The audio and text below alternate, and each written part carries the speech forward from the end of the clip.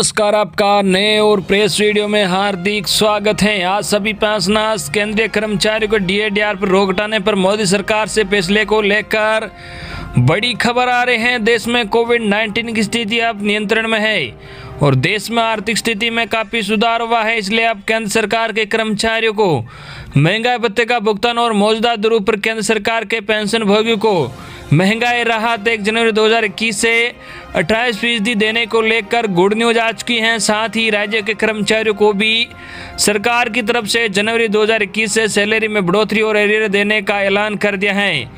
वही इसी के साथ कुछ और भी बड़ी खबर है जो आपको इस वीडियो में देखने को मिलेगी, तो बने रहे वीडियो को लास्ट तक और जानिए महत्वपूर्ण खबरों को सबसे पहले।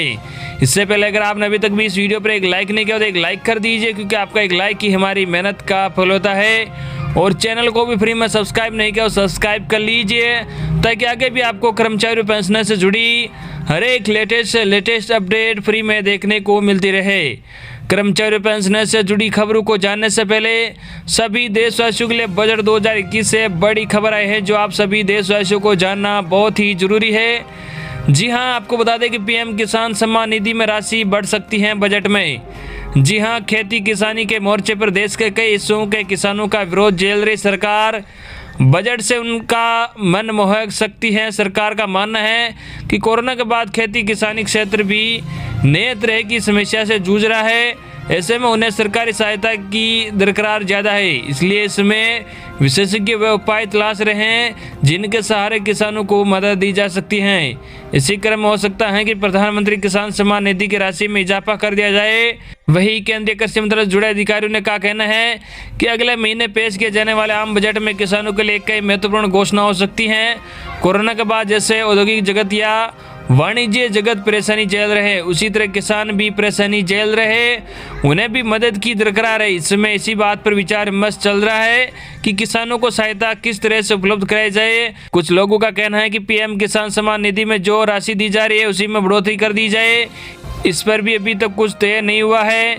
क्या है किसान सम्मान निधि योजना? जी हां, प्रधानमंत्री किसान सम्मान निधि भारत सरकार एक महत्वपूर्ण योजनाओं में से एक योजना है। इसके जरिए छोटे और सीमांत किसान जिनके पास 2 हेक्टेयर से कम भूमि है उनको आर्थिक सहायता प्रदान की जाती है। इस योजना के तहत सभी किसानों को न्यूनतम आय सहायता के रूप में प्रति वर्ष 6,000 रुपये मिल रहा है। 1 दिसंबर 2018 से लागू ये योजना किसानों के लिए वरदान साबित हो रही है, क्योंकि इसके तहत पात्र किसानों को हर वर्ष 6,000 रुपये उनके खाते में भेज दिया जाता है। वही अगली बड़ी खबर, सरकारी कर्मचारियों के लिए बड़ी खुशखबरी, जनवरी से मिलेगी बढ़ी हुई सैलरी और एरियर भी। जी हाँ, छत्तीसगढ़ सरकार के करीब 5 लाख कर्मचारियों के लिए अच्छी खबर है। भूपेश बघेल सरकार के कर्मचारियों की सैलरी में एरियर के साथ बढ़ोतरी को मंजूरी दे दी है।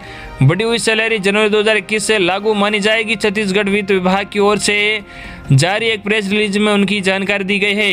राज्य सरकार के कर्मचारियों को 1 जुलाई 2020 से लेकर 31 दिसंबर 2020 तक का एरियर भी दिया जाएगा। इससे राज्य सरकार पर 300 करोड़ रुपए का बोझ पड़ेगा।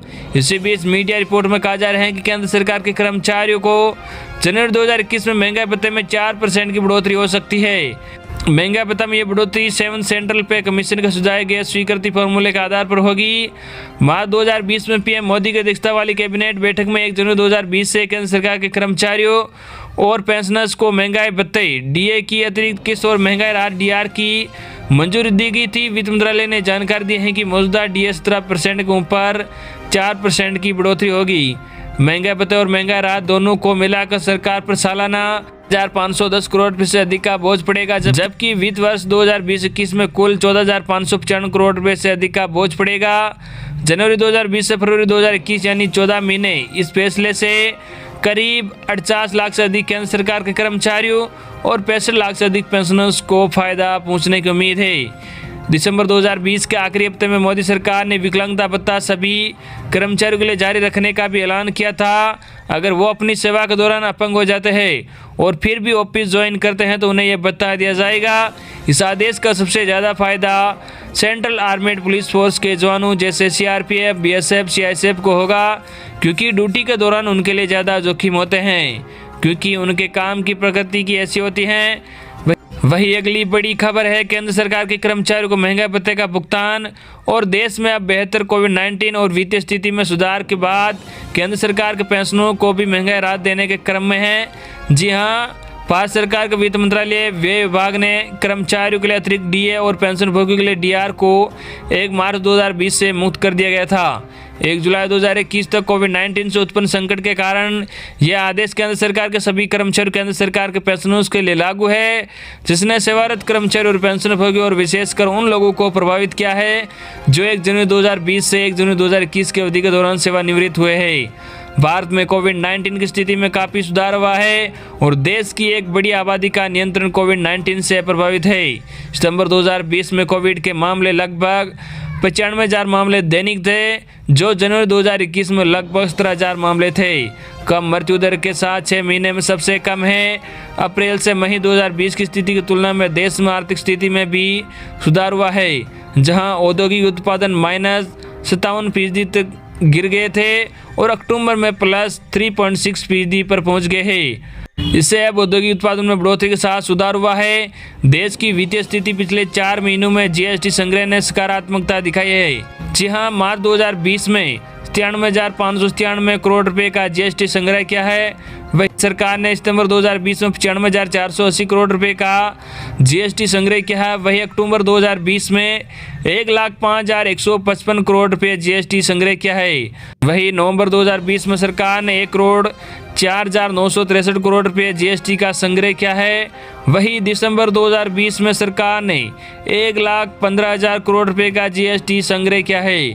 दिसंबर 2020 के लिए गुड्स एंड सर्विस टैक्स संग्रह ने 1,15,00,000 रुपए के रिकॉर्ड स्तर को छू लिया है। जुलाई 2017 में देशव्यापी कर लागू होने के बाद ये अब तक का सबसे अधिक संग्रह है। महामारी की स्थिति के दौरान भी केंद्र सरकार के कर्मचारियों ने अपने निर्धारित गतिविधियों में भाग लिया। कई ने राष्ट्र निर्माण के लिए अपने जीवन का बलिदान किया, इसलिए योगदान को ध्यान में रखा जाना चाहिए। अतिरिक्त 11% डीए के लिए महंगाई भत्ते में इस वृद्धि के कारण अतिरिक्त वित्तीय निहितार्थ जो सालाना 13,000 करोड़ रुपए तक काम करता है, जो मौजूदा वित्तीय स्थिति के तहत प्रबंधनीय, इससे अधिक होने पर लगभग 49 लाख से अधिक केंद्र सरकार के कर्मचारियों और 65 लाख से अधिक पेंशनरों को लाभ होगा, जो इस पैसे को बाजार में खर्च करते हैं, जो अर्थव्यवस्था में काफ़ी सुधार करते हैं। और खर्च की गई राशि का लगभग 30% सरकार द्वारा करों के माध्यम से वापस एकत्रित किया जाता है। अब कोविड की स्थिति नियंत्रण में है और देश में आर्थिक स्थिति में काफ़ी सुधार हुआ है, इसलिए अब केंद्र सरकार के कर्मचारी और महंगाई भत्ते का भुगतान और मौजूदा दरों पर केंद्र सरकार के पेंशन भोगियों को महंगाई भत्ता देने का अनुरोध, जो कि 1 जनवरी 2021 से 28% देने को लेकर है। तो दोस्तों, ये थी आज की बड़ी खबर जो आपके लिए थी, हमने आप तक सबसे पहले पहुंचाई है। आई होप कि आपको आज की हमारी न्यूज़ पसंद आई होगी। इस वीडियो पर ज़्यादा से ज़्यादा लाइक और इस वीडियो को ज़्यादा से ज़्यादा अपने मिलने वालों तक शेयर भी जरूर करें।